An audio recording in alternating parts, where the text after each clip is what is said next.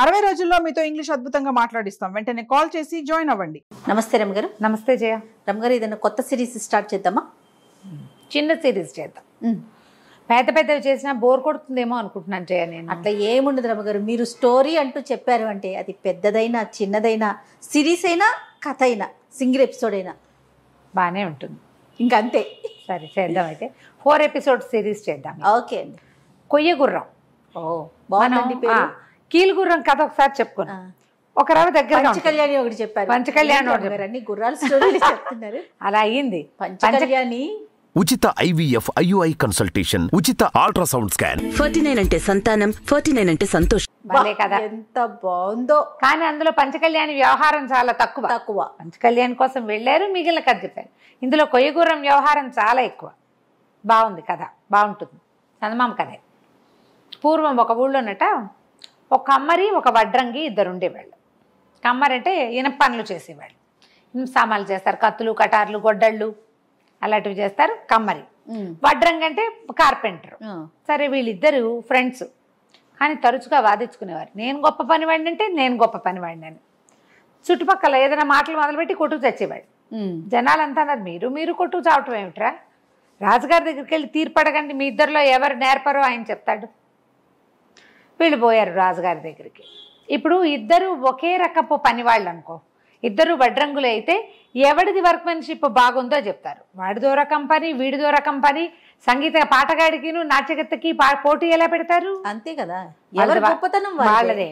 అయితే వీళ్ళు మాత్రం వీళ్ళకట్లా లేదు, నేను నాదే నేర్పడతాను అని పోటాడుకుంటున్నారు. రాజుగారి దగ్గరికి వెళ్ళి చెప్పారు. కమ్మరి చెప్పాడు, అసలు మా ఊళ్ళో మా వీధిలో నాలాంటి లేడని మా వీధి వాళ్ళంతా వేణోళ్ళ పొగుడతారండి. నా పని మామూలు పని కాదు, నేను ఏదైనా చేశానంటే ఇంకా కనికట్టు చేసినట్టే. వడ్రంగి అన్నాడు, నీ మాత్రం తక్కువేమిటండి, అసలు నేను ఒక బొమ్మ చెక్కితే అతుకెక్కడుందో కనపడదు.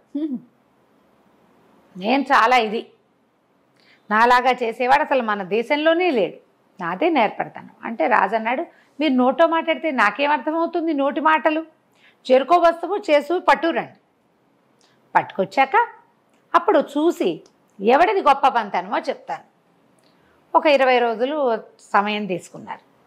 మళ్ళీ వచ్చారు. సరే, వాళ్ళని ప్రవేశపెడితే కమ్మరి ఒక చేపని తీసుకొచ్చాడు, లోహంతో చేసిన చేప. రాజుగారికి నవ్వొచ్చింది. ఏమిటో ఇది అన్నాడు. ఇది నీళ్ళల్లో వేస్తే తేలుతుందండి, చేప బొమ్మ. అది ఇనుంతోటే చేశాడు. దాన్ని అతి తేలికైన లోహంతో చేశాడు. దీని మీద కనీసం 100 బస్తాలు బరువు పెట్టినా సరే అది నీళ్ళల్లో తేలుతుంది కానీ మునగదు. బాగుంది కదా. అక్కడి నుంచి పరీక్ష చేసుకోండి కావాలంటే. రాజు నవ్వాడు. అట తెలుస్తాను, పరీక్షించుకోండి, నదిలో పడేయండి, దాని మీద బరువు పెట్టించండి అంటే సరే చూద్దాం అనుకున్నారు. ఈ నదిలో విసిరారు చేపని. అది బుడుంగమని మునిగి టకీమని తేలిపోయింది. మళ్ళీ దాని దగ్గరికి లాగారు. దాని మీద ఒక అడ్డంగా ఒక వెడల్పాటి చెక్క పెట్టి దాని మీద 100 బస్తాలు పేర్చారు. మళ్ళీ నీటిలోకి తోసారు. దాన్ని తోస్తే ఆయన 100 బస్తాలు నీళ్ళలో మునకుండా తేలుకుంటూ వెళ్ళిపోతున్నాయి ముందుకి. చేప ఎటు వెళ్తే అటు వెళ్ళిపోతున్నాయి అంతే. అది ఈదట్లా కానీ మునగదు, గాలి వాటికి ఎటో ఒకటి కొట్టుకుంటూ ఉంటుంది. ఆశ్చర్యపోయాడు. ఇనప వస్తువుని ఇట్లా నీటిలో మునకుండా ఎట్టా చేశాడు వీడు.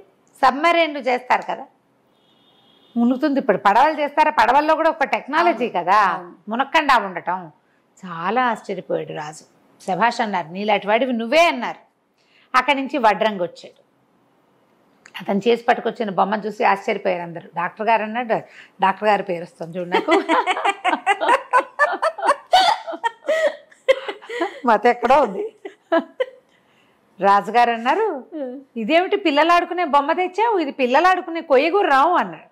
మామూలుగా పిల్లలు గుర్రం మీద కూర్చుని ఇట్లా ఊగుతారు, ఊగే గుర్రం ఉంటుందా, అలాంటి గుర్రం చక్కగా అలంకరించబడి ఉంది. చెక్క గుర్రం, అదే దాన్ని కొయ్య గుర్రం అంటారు. ఈ కథ పేరు కొయ్య గుర్రమే. అవును. రాజుగారు అన్నాడు, మా అబ్బాయి అయితే బ్రహ్మాండంగా ఆడుకుంటాడు దీని మీద అంటే. కాదు మహాప్రభు, ఇది గాల్లో ఎగురుతుంది చూడండి అన్నాడు. దానికి జీను అవన్నీ చక్కగా అందంగా అలంకారం చేశాడు. కుడివైపు మెడ పక్కన ఈ మొహం మీద నుంచి మెడ మీదకి ఇట్లా వస్తుంది కదా, అక్కడ వరుసగా మీటలు ఉన్నాయి. ఏదైనా తిప్పితే, ఒకటి మొదటి తిప్పితే గాల్లో ఎగురుతుంది. మీటలు తిప్పే కొందికి స్పీడ్ పెరుగుతుంది, ఎత్తు ఎక్కువ వెళ్తుంది. గాల్లో పైకి వెళ్తుంది, ఆకాశం వైపుకి స్పీడ్ పెరుగుతుంది. అనేసరికల్లా ఎవరు టెస్ట్ చేస్తారు, ఏమిటో ఇది ఎక్కడా వినలేదు, నువ్వు భలేవాడిపోయి అని రాజుగారు మాట్లాడుతుండగా, రాజుగారికి 5 6 కొడుకులు ఉన్నారు. అందులో ఆఖరివాడు 19-20 ఏళ్లవాడు వచ్చాడు. గుర్రం చుట్టుకుని హర్రే భలే బాగుంది నాన్న అన్నాడు. అనేసరికల్లా ఎగురుతుంది బాబు అని చెప్పాడు వడ్రంగి. కుర్రాడు నేను ఎగిరి చూస్తా అంటాడు. నా తండ్రి అంటాడు అది ఎగురుతుందో లేదోరా, కాదు కూడదన్నా. ఈ కుర్రాడు సరదాకి చటుక్కుని ఎక్కి దాని మీద కూర్చున్నాడు. ఎక్కి కూర్చున్నాడు. వడ్రంగి అన్నాడు ఇదేమీ లేదండి, చంకలో పెట్టుకుని వెళ్ళిపోవచ్చు, ఎక్కడ కావాలంటే అక్కడికి, కాళ్ళు కీళ్ళు మడిచి కూడా చంకలో పెట్టుకెళ్ళిపోవచ్చు, ఇదిగో మీటలు ఉన్నాయి చూడండి, 1 మీటర్ తిప్పితే స్పీడ్ పెరిగిపోతుంది, వెళ్ళిపోతుందండి అన్నాడు. అనగానే కుర్రాడి దాని మీద కూర్చున్నాడా, తిప్పేశాడు మీటలు. 2-3 మీటలు తిప్పేసరికల్లా రైమని అది పైకి వెళ్ళిపోయింది.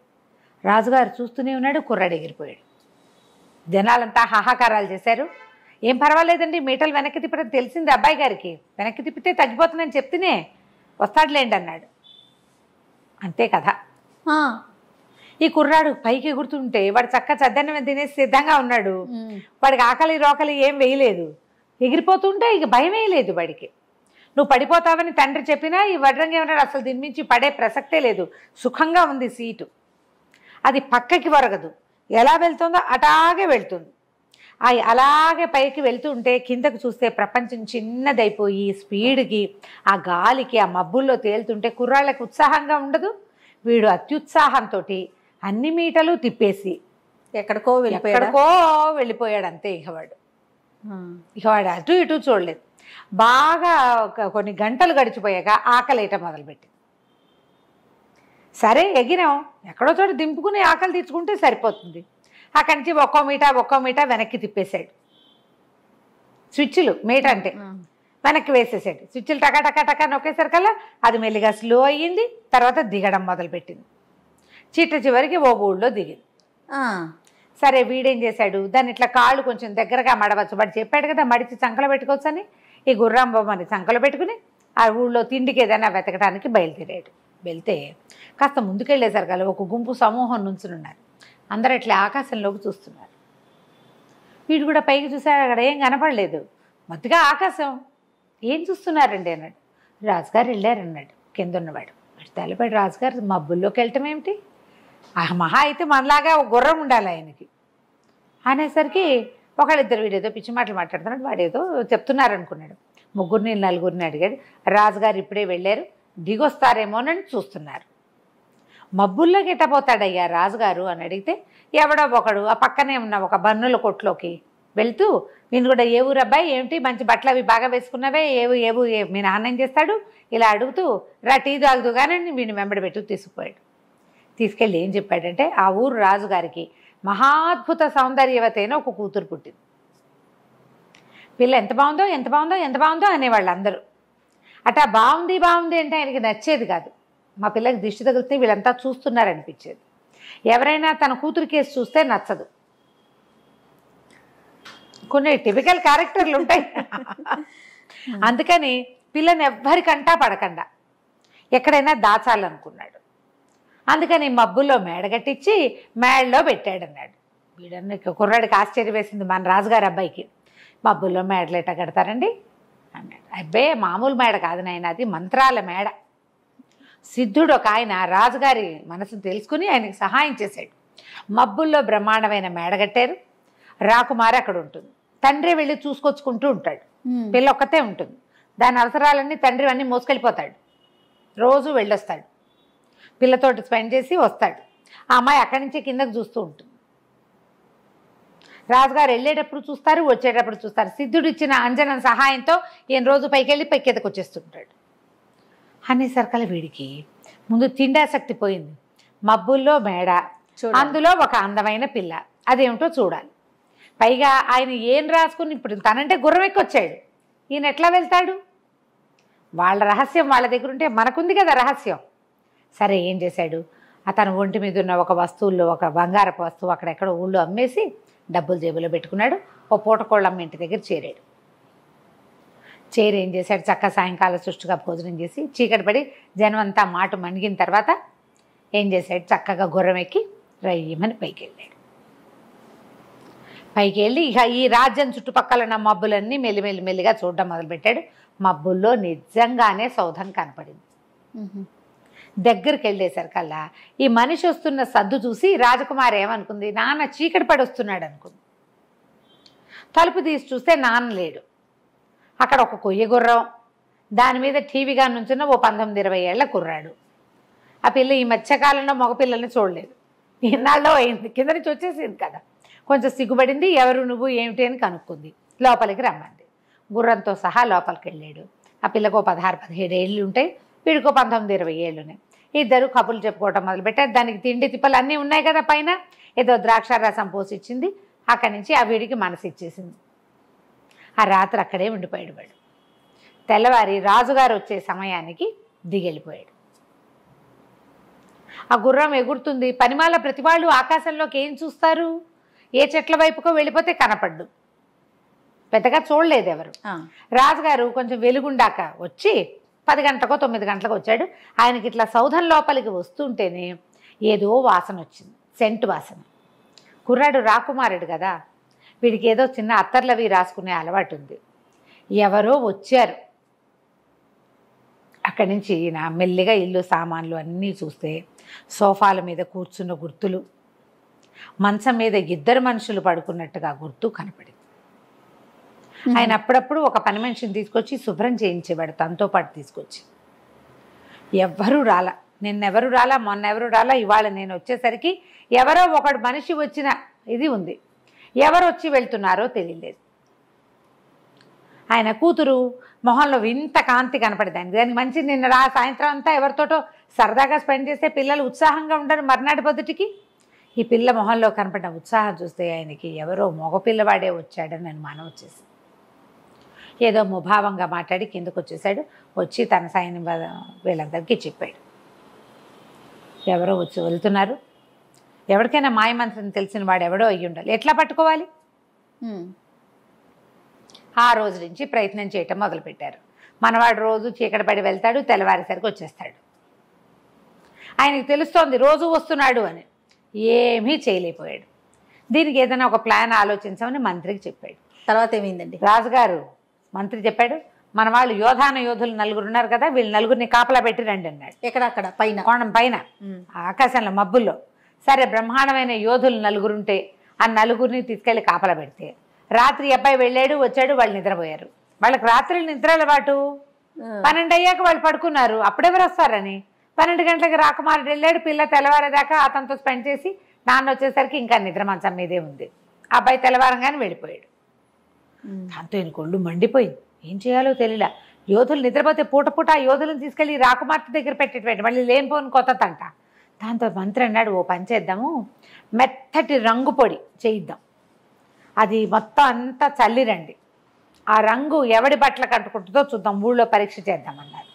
సరే, ఏం చేశారు, మర్నాడు మళ్ళీ వెళ్ళినప్పుడు ఆయన ఒక పౌడర్ డబ్బా లాంటి దాంట్లో రంగు పోసిచ్చారు. అన్ని చోట్ల ఆ రంగు చల్లేశాడు. సోఫాల దగ్గర అక్కడ ఎక్కడో చోట బట్టలకి రంగు అంటుకునేలాగా వేసేసాడు. రాకుమారుడు ఆ రోజు రాత్రి వెళ్ళాడు. కానీ వాడు అబ్జర్వ్ చేశాడు. అబ్జర్వ్ చేసి గుర్రం ఎక్కాక చూసుకున్నాడు. తెల్లవారుతూ ఉండగా దిగుతున్నాడు. దిగుతూ చేతులకి అక్కడ ఇక్కడంతా రంగంటింది, ఏదో గులాబీ రంగు, ముత్యాలు అవి కుట్టి ఉన్న చక్కటి అంగరఖ వాడిది. వాడేం చేశాడు, ఆ గుర్రం మీదే కూర్చుని దానికి చేతులు పుచ్చుకోవాల్సిన పని లేదుగా, దాని దారిని అది తిరుగుతుంది. వీడేమి దాన్ని చల్చాలని అనక్కర్లేదు, కళ్ళేలు పుచ్చుకోవాల్సిన భయం లేదు దానికి. కూర్చుంటే చాలు, చొక్కా చక్కగా విప్పేసేసి ఆ అంగరఖాన్ని కిందకి పడేసేసి చొక్కా లేకుండానే పెదరాసు పెద్దమ్మ ఇంటికి వెళ్ళి పడుకున్నాడు మాట్లాడకుండా. ఓకే. ఆ పూట ఏమైంది, పొద్దున్నే ఒక పెద్ద ముసలాయన ఒక ఆయన ఆ ఊళ్ళో కొంచెం అడుక్కుంటూ ఉంటాడు. ఆ ముసలాయనకి పైనుంచి పడుతున్న బట్టలు కనపడ్డాయి. ఒక్క రవ్వ చలికాలం ముదురుతోంది. అంత పెద్ద కోటు లాంటిది పైనుంచి కిందకు ఉండేది. షేర్వాణీలు అవి వేసుకుంటారు కదా, అట్లాంటిది. రాకుమారుడి చొక్కా వెచ్చగా ఉంటుంది, డబల్ది అది కోటు. అది తీసి తొడుక్కున్నాడు. ఎంత బాగుందో, ఎంత హాయిగా ఉందో. ఎవరో మహానుభావుడు ఆకాశం నుంచి పడేశాడని వేసేసుకున్నాడు. సరే, ఇక తెల్లవారిన దగ్గర నుంచి సైనికులు వెతకడం మొదలుపెట్టారు. ఈ రంగంటిన బట్టల వాడు ఎక్కడైనా ఉన్నాడా చూస్తున్నారు. చూస్తుంటే ఒక దేవాలయం బయట అడుక్కుంటూ వీడు కనపడ్డాడు. కనపడంగానే వాళ్ళు ఆ రంగు ప్రత్యేకమైన కలరు, బట్టలకు అంటింది. అది చేతుల దగ్గర కూర్చునే చోట అతుక్కోవాలి. కరెక్ట్గా 2 చోట్లలోనూ కనపడుతోంది. పట్టేసుకున్నారు. పట్టుకొని ఈడ్చుకుపోయారు. ఒక దళవాయి ఉన్నాడు, వాడు అవురవరా రాజకుమారి దగ్గరికి వెళ్తావరా బాడుకోవా అని ఏవో 4-5 తిట్లు తిట్టి అక్కడి నుంచి రాజుగారి దగ్గర తీసుకుపోయారు. వాడు చెప్తూనే ఉన్నాడు, పైనుంచి పడ్డాయండి, నేను వేసుకున్నానండి అంటే ఇక వినిపించుకోవాలి. రాజుగారు చీచి వాడి మొహాన్ని నేను చూడండి ఊరేసేయండి అన్నాడు. ఓరి, నా కూతురు దగ్గరికి రోజు వెళ్ళొచ్చా వాడి మొహం నేను ఎందుకు చూడాలి? అసలు అవునో కాదో నిర్ధారించుకోవాలి కదా. ఆ బట్టలు ఇంకోడెవరు ఎలా వెళ్తాడు? ఆ మబ్బుల్లో వేసిన రంగు, మబ్బుల్లో ఉన్న సౌధంలో వేసిన రంగు భూమి మీద తిరిగే మామూలు వాడికి ఎలా వస్తుందో చెప్పు. ఓకే, అట్లా ఆలోచించారు. అక్కడి నుంచి ఊరేసేస్తారని చెప్పుకుంటున్నారు ఊరంతా. ఊరేయటానికి సాయంకాలమో ఎప్పుడో వెళ్ళాలి. అయితే ఏమైంది, ఊరంతా రాజకుమారి దగ్గరికి ఎవరో కుర్రాడు వస్తున్నాడని, రాజుగారు చాలా ఉగ్రంగా ఉన్నాడని చెప్పేసుకుంటున్నారు. ఆ ఎవరైతే రాకుమార్తె దగ్గరికి తిరుగుతున్నాడో కుర్రాడు, ఒక మగవాడు, వాడు పట్టుపడ్డాడని తెలిసిపోయింది బయటికి. జనం అంతా చేరారు.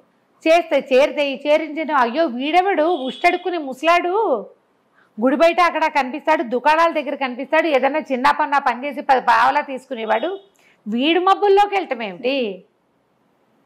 వాడు చెప్తున్నాడు పాపం ముసలాతను చెప్తున్నాడు అతను ఓ పక్కన, నేను ఒట్టి బిచ్చగాడిని, బట్టలు పైనుంచి పడ్డాయి, వెచ్చగా ఉన్నాయని వేసుకున్నాను అని. వీళ్ళకి వినిపించుకునే గుణం లేదు.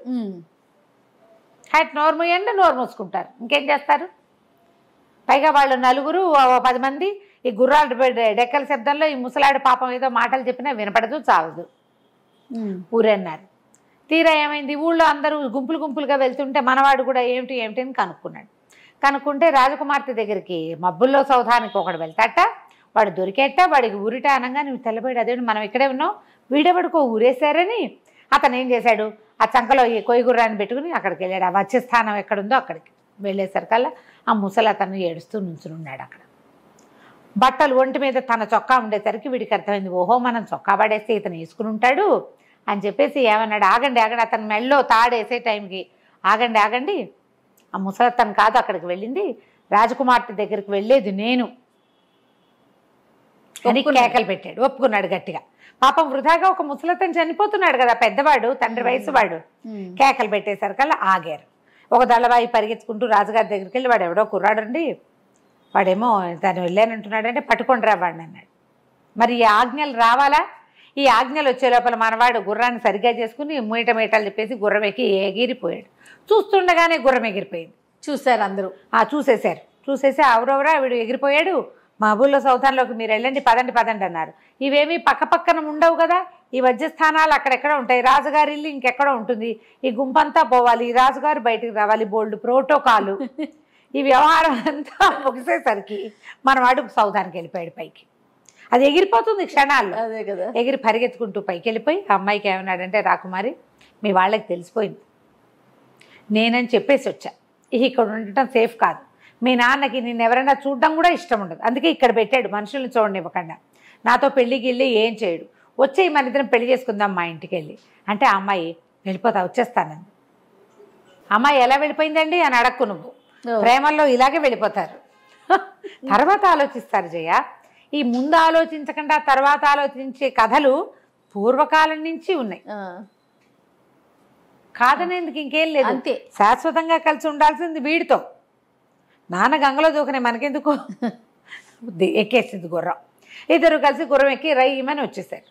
వాళ్ళు ఊరికి వచ్చేసారు, వెళ్ళిపోయారు, బయలుదేరారు. అంతే. బయలుదేరిన తర్వాత ఏమైంది, కొంత దూరం వెళ్ళాక రాకుమార్తె గుర్తొచ్చింది, అయ్యయ్యో నేను మర్చిపోయాను, తల్లి లేదు, మా అమ్మ నా చిన్నప్పుడు ఎప్పుడు చెప్పేది 2 పెద్ద పెద్ద ఆభరణాలు చేయించింది, అత్తవారికి నేను ఇవ్వాల్సిన కానుకలు అవి, నా వివాహం తర్వాత మా అత్తగారి కోటి మామగారి కోటి ఆ ఆభరణాలు ఇవ్వాలని చెప్పింది, నా మబ్బుల సౌధంలో ఉండిపోయినాయి, అవి తీసుకొస్తానంది. అంటే కుర్రాడన్నాడు, రాజకుమారి అబ్బాయి మనకేం తక్కువమ్మా, నగలకి గిగలకి అక్కడ ఏం తక్కువ లేదు, నీకు ఏ ఆభరణం కావాలంటే ఆభరణం నేను చేయిస్తాగా అనేసరికి ఈ పిల్ల ఏడ్చింది. అయ్యో మా అమ్మ సెంటిమెంటు, ఆవిడ ఎంతో ఫీల్ అయింది, అయినా నేను అత్తారింటికి వెళ్తూ ఒట్టి చేతులతో వెళ్ళటం ఏంటి, రాజుగారి కూతుర్ని,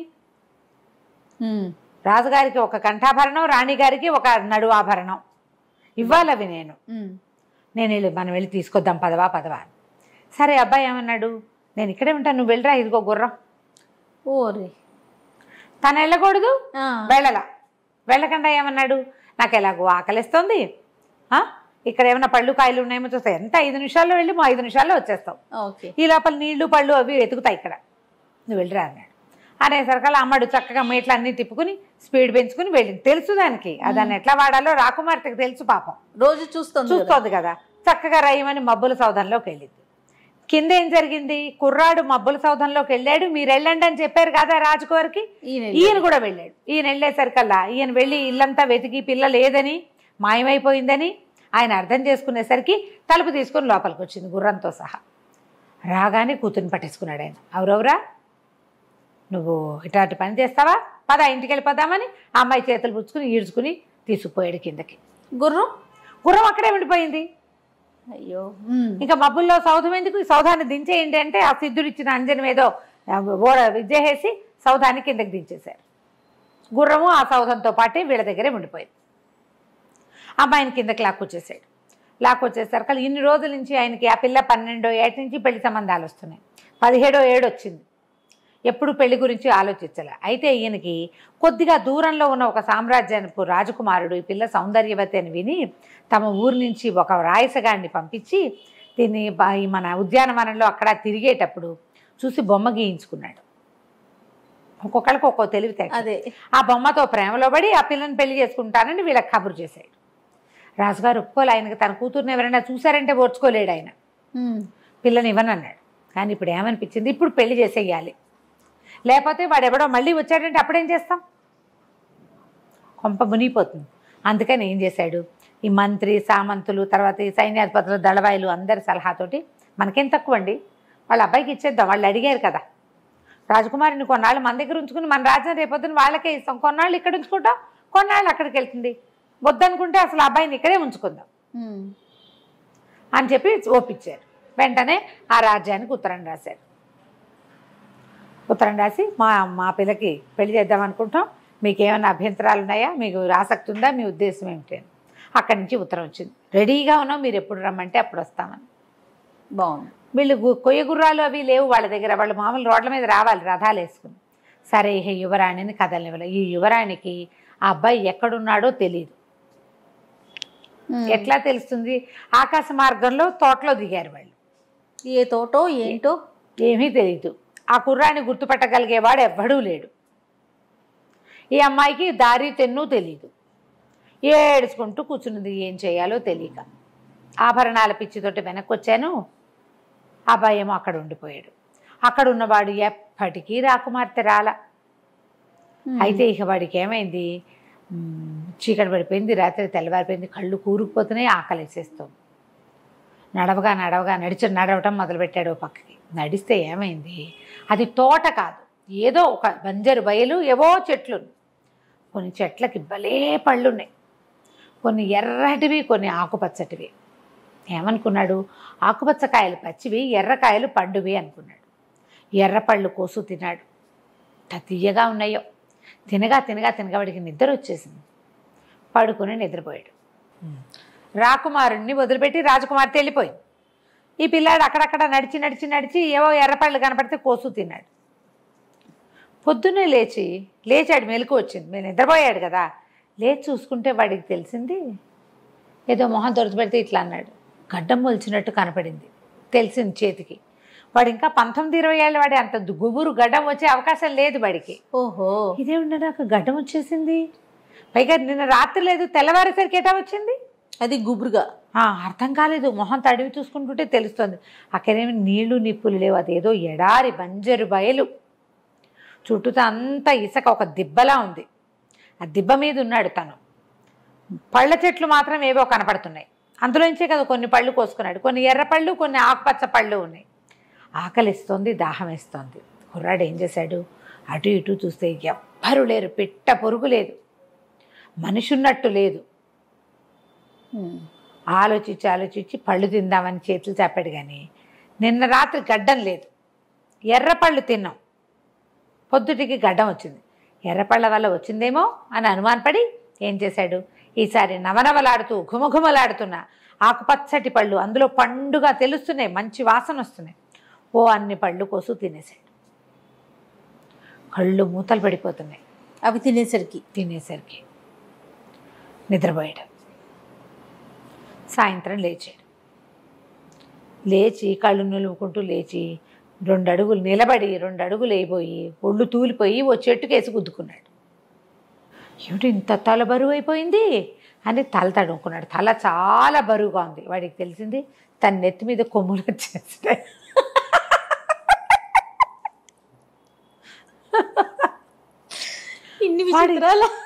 తలపోయాడు ఇదేమిటి అని పొంగి చూసుకుంటుంటే వాడికి తెలిసింది తనకు గడ్డం పొద్దున గడ్డం ఉందా, ఇప్పుడు అది 3 అడి పొడుగుంది, తెల్లగా ఉంది. అయ్యయ్యో తడుగు చూసుకున్నాడు. మొహం నిండా గడ్డం, అదేమో ఇట్లా ముందుకు వచ్చేసింది, తెల్లటిది. తల తడుగుకుంటే 2 వైపులా 2 కొమ్ములు. తను ఎలా ఉన్నానో ఊహించడానికి వాడికి భయం వేసింది. అక్కడ నీళ్లు కూడా లేవు మొహం చూసుకోవడానికి. తెలుస్తోంది లేచి నిలబడితే తలకాయ బరువుగా, కొత్తగా ఏదైనా కిరీటం చిన్న వస్తువు పెట్టుకున్నా బరువు వస్తుంది. 2 కొమ్ములు మొలిస్తే ఎటా ఉంటుంది? ఇక ఏడుపు వచ్చేసింది. అలా ఏడిచాడు. ఈ ఎర్రపళ్ళు ఈ పచ్చపళ్ళతోటి వచ్చిందో ఏమిటో, కొత్తగా ఈ వేషం ఏమిటి, నేను ఇప్పుడు రాజకుమార్తెని వెతికితే మాత్రం అది నన్ను ఎట్ట గుర్తుపడుతుంది? అసలు ముందు సమస్య అది. గుర్రానికి గుర్రం పోయింది, రాజకుమార్తె పోయింది, నేను ఇక్కడికి ఎందుకు వచ్చాను? ఇంటి దగ్గర ఉన్నా పోయేది కదా. ఈ గడ్డం ఎట్టా పోయాను, ఈ కొమ్ములు ఎట్టా పోయాను, నేను ఇంటికి ఎట్టా పోతాను? పిచ్చ బెంగొచ్చేసింది. పిచ్చెరికినట్టు ఏడ్చాడు, అరిచి కేకలు పెట్టాడు. ఏడవగా కొంతసేపటికి నిద్ర వస్తుంది. పడుకుని నిద్రపోయాడు. నిద్రపోతే కల వచ్చింది వాడికి. ఎవరో ఒక ముసలి తాత కనపడ్డాడు. వీడికి తను ఏడుస్తూ నడుస్తున్నట్టు వాడి కల. ఆ నడుస్తూ ఉంటే వాడికి ఒక తాత కనిపించేట కల్లో. ఎందుకు నాయనా ఏడుస్తున్నావు అంటే తన కథ అంతా చెప్పుకున్నాడు. రాజుగారి ఆఖరబ్బాయిని ఎంతో ముద్దు ముచ్చట మురిపం కొయ్యగూరం ఎక్కాను, అదేమో ఇక్కడికి తెచ్చింది, అక్కడి నుంచి రాకుమార్తెను చూసా, దాన్ని పెళ్లి చేసేసుకున్నాను, దాని వెనకాల పడి తిరిగాను, ఆ అమ్మాయి ఏమో అక్కడికి వెళ్ళింది, నేనేమో ఇక్కడికి వచ్చాను.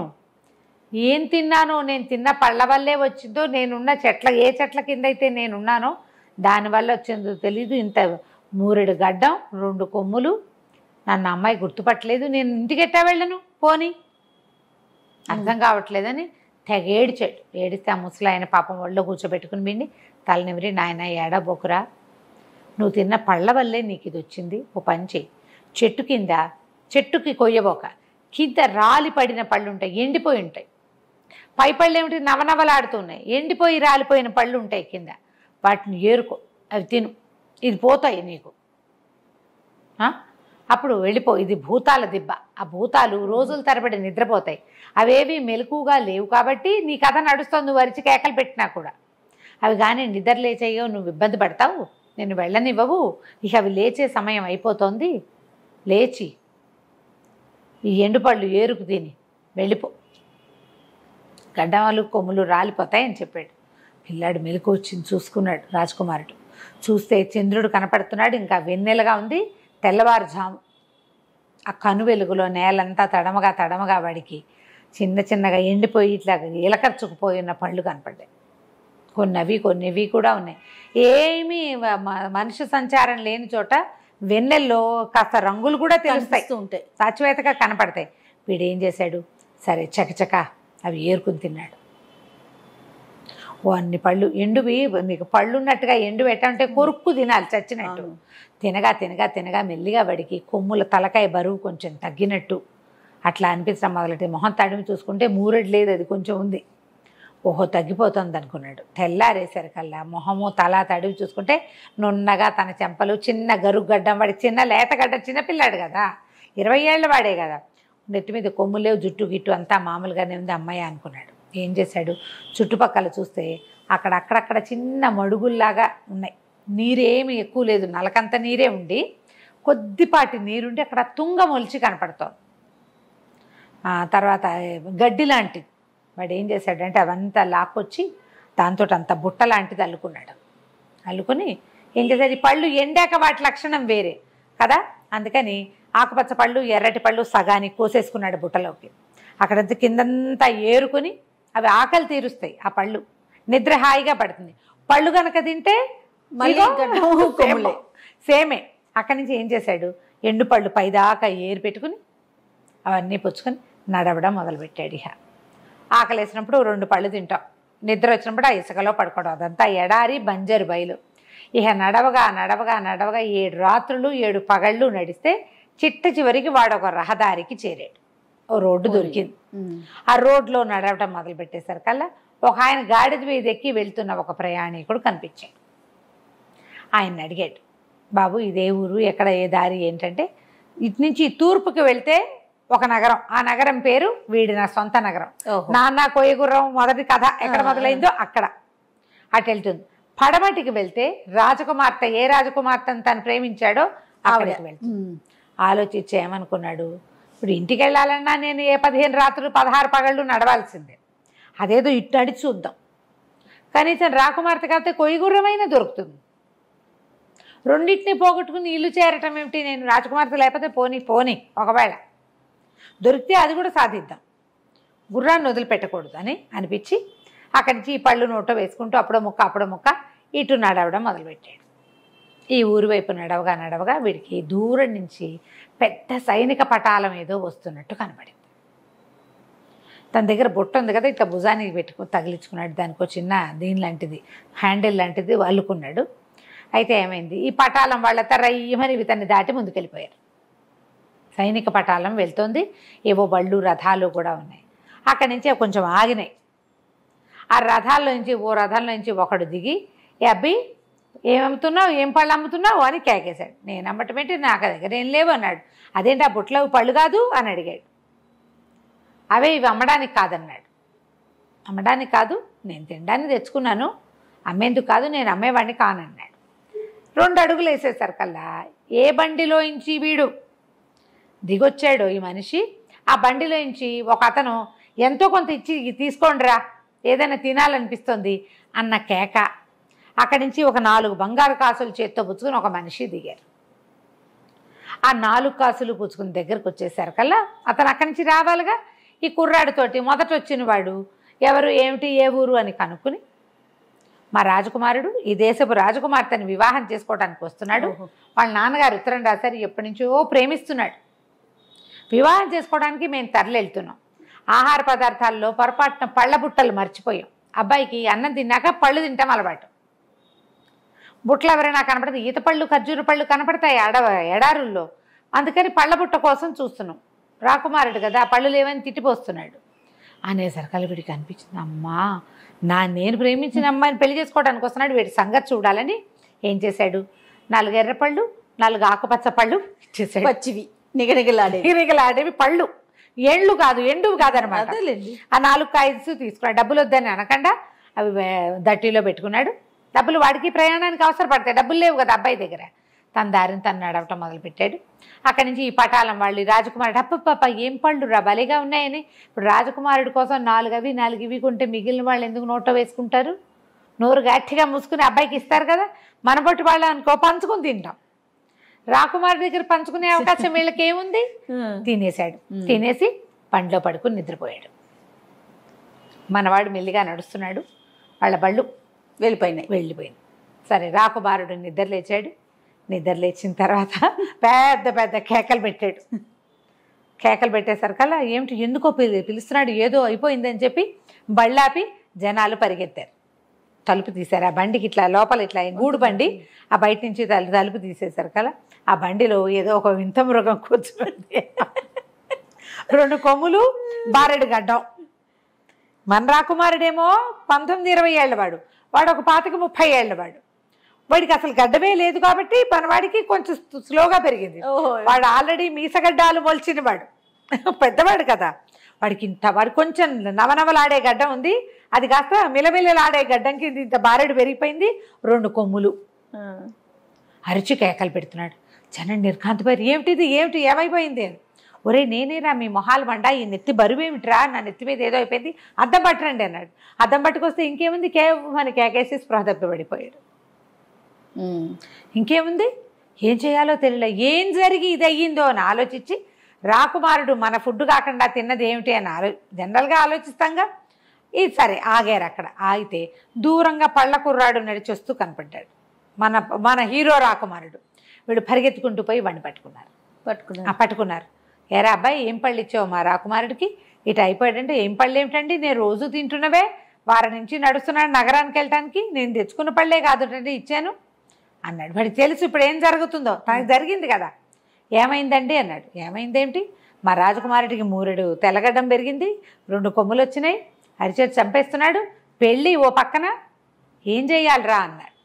అనేసరికల్లా ఈ అబ్బాయి అన్నాడు, అలా ఎలా అవుతుందండి, నేను రోజు తింటున్నాను, మీ రాజకుమారుడు కానీ తినేసి నిద్రపోయాడా అన్నాడు. అనగానే మధ్యాహ్న భోజనం చేశాడు, పళ్ళు ఫలహారం పుచ్చుకున్నాడు, పడుకున్నాడు. లబలబలాడిపోతూ అప్పుడు రాజకుమారుడు చెప్పాడు, అయ్యో పడుకోకూడదండి ఈ రోడ్ల మీద, ఈ ఊళ్ళల్లో అసలు తిన్నాక పడుకోకూడదు, పడుకుంటే ఇలాగే అయిపోతుంది, దానికి ఏదో ప్రతిక్రియ చేయాలి, ఏం చేయాలో నాకు తెలీదు, నాకు ఎవరో చెప్పారు, నేను మీకు చెప్తున్నా.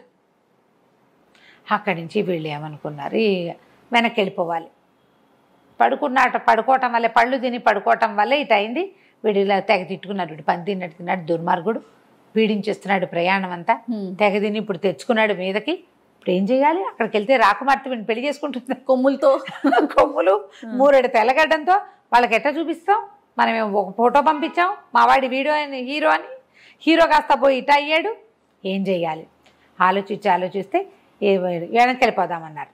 పెళ్ళొద్దు వెళ్ళిపోదామంటే ఆయన అట్లా బోమని పొట్టాడాడు రాజకుమారుడు, వాళ్ళ రాకుమారుడు. 10 ఏళ్ళ నుంచి ప్రేమిస్తున్నాను నేను, ఆ అమ్మాయినే పెళ్లి చేసుకోవాలనుకున్నా, పెళ్లి మానుకోవటానికి కుదరదు, నేను ఎలా ఉన్నా సరే ఆ అమ్మాయి నాకు కావాల్సిందే, ఏదైనా ప్రతిక్రియ కుదిరితే ఇది తగ్గిపోతుంది, మనం రాకుమార్తెను ఎందుకు మిస్ అవ్వాలంటే ఈ దళపతులు వాళ్ళు ఉంటారు కదా, వాళ్ళు ఏమన్నారు, దానిదేముంది మనం ఓ పని చేద్దాం, మనం వచ్చిన గుంపులో ఎవరో ఒక అందగాడిని రాకుమారుడని చూపిద్దాం, ఏముంది పెళ్ళి ఓం పెళ్ళి చేసేసి పిల్లని మనం తీసుకెళ్ళిపోతే ఊరేలాక రాకుమారుడికి అప్పచెప్పేద్దాం, మనమందరం రాకుమారుడికి నమ్మిన బంట్లం కదా అనుకున్నారు. సరే అక్కడి నుంచి ఏం చేశారు, మనలో అందగాడెవడు అని వెతకడం మొదలుపెట్టారు. వెతకడం మొదలు పెడితే అందరూ ముదురు మొహాలు, పెద్దవాళ్ళు, కండలు తీరి ఉన్నవాళ్ళు, నైసుగా నాజుగ్గా నేవళంగా ఉన్నవాడు ఒక్కడు లేడు.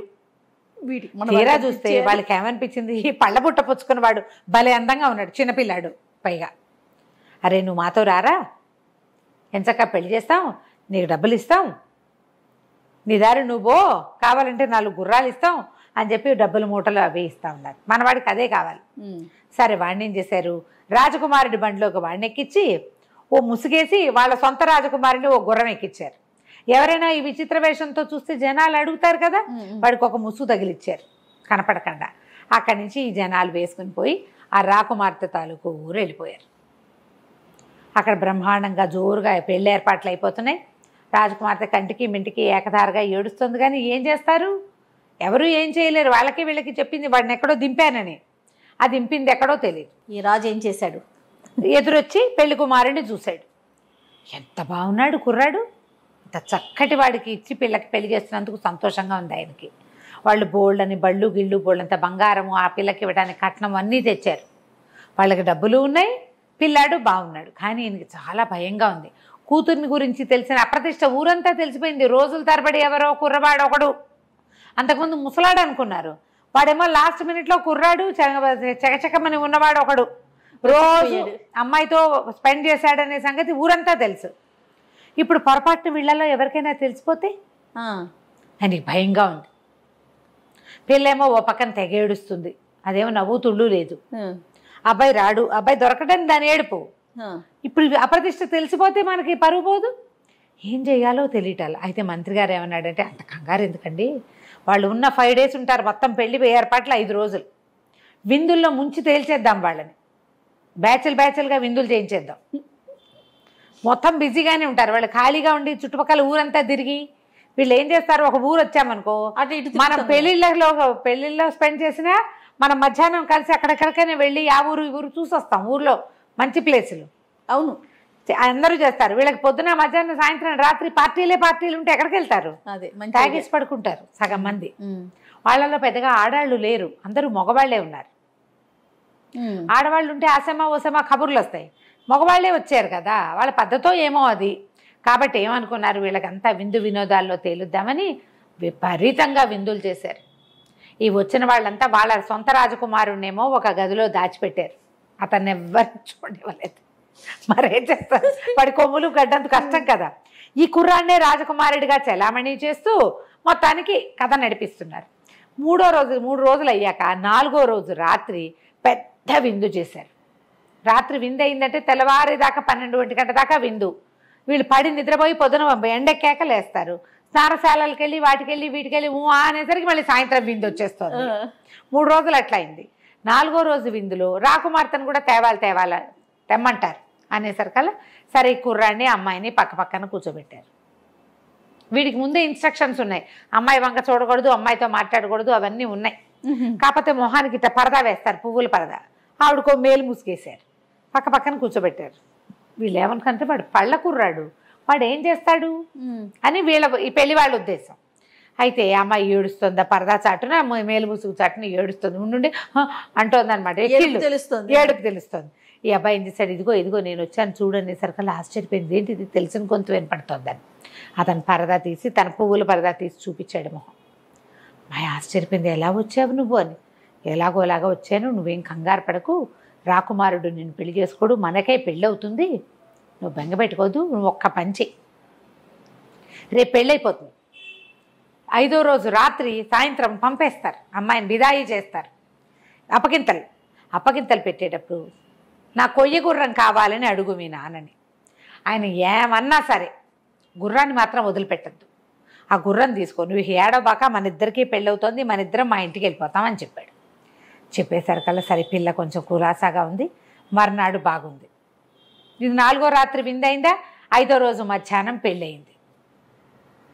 వాళ్ళు కూడా ఏమనుకున్నారు, ఈ కుర్రాడు ఏం పెద్దగా తాగుడు తిరుడు, చిన్నపిల్లాడు కూడా కదా, చిన్న కుర్రాడు, లేకపోయేసరికల్లా వీడు మన మాట వింటాడని వాళ్ళు కొంచెం దిలాసాగానే ఉన్నారు, కానీ కట్టుదిట్టంగా ఉంచారు.